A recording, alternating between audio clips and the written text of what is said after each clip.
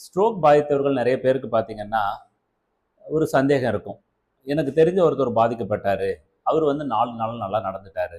ஆனா, எங்க சித்தப்பா ஒருத்தர் பார்த்தீங்கன்னா, 1 வருஷமா படுத்த நிலையில இருந்தாரு. அப்படின்றது எல்லாருக்கும் இருக்கிற ஒரு சந்தேகம். இதற்கு ஒரு கேள்வியும் கண்டிப்பா கேட்பாங்க. அப்படின்னும்போது, நமக்கு அதில தெரிஞ்சுக்க வேண்டிய விஷயம் என்ன அப்படின்னா, அதாவது ஸ்ட்ரோக்க பொறுத்தவரைக்கும் எல்லாத்துக்கும் பிரசன்டேஷன் ஒரே மாரி தான். பார்த்தா, ஒரு பக்கம் மூளை நரம்பு பாதிப்பு ஏற்படும்போது, அதற்கு எதிர்ப்பக்கம் இருக்கிற கை, கால் தசைகள் வந்து பலகீனம் அடையுது. ஸோ அப்படின்னா அவங்க கை இயங்கல, ஒரு சைடு கால் இயங்கல அப்படின்றத சொல்லுவாங்க. பட் அதனுடைய ரெப்ரசன்டேஷன் மூளையில எங்க ஏற்படுது? அதற்கு சப்ளை பண்ற ரத்த நாளங்கள் எந்த அளவுக்கு பாதிக்கப்பட்டிருக்கு? அத பொறுத்து தான் இம்ப்ரூவ்மெண்ட் வரும்.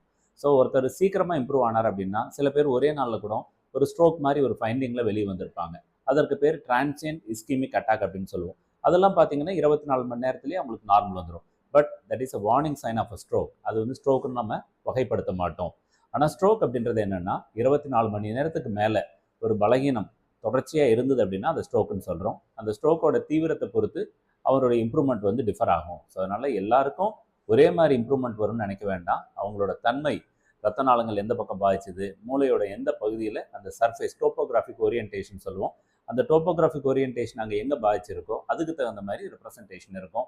ஸோ எதுவாக இருந்தாலும் ஆரம்ப கட்டத்துல ஒரு நல்ல மருத்துவ சிகிச்சை, அதற்கு அடுத்ததா ஒரு பிசியோதெரபி மருத்துவம், ஒரு ரீஹாபிலிட்டேஷன், நல்ல ஒரு இன்பேஷண்ட் நியூரோ ரீஹாப் சென்டர்ல ட்ரீட்மெண்ட் எடுத்தாங்க அப்படின்னா, ஆஸ் ஏர்லி அவங்களோட ஏடிஎல் ஆக்டிவிட்டி, அவங்களோட இயல்பு வாழ்க்கைக்கு சீக்கிரமா வரலாம்.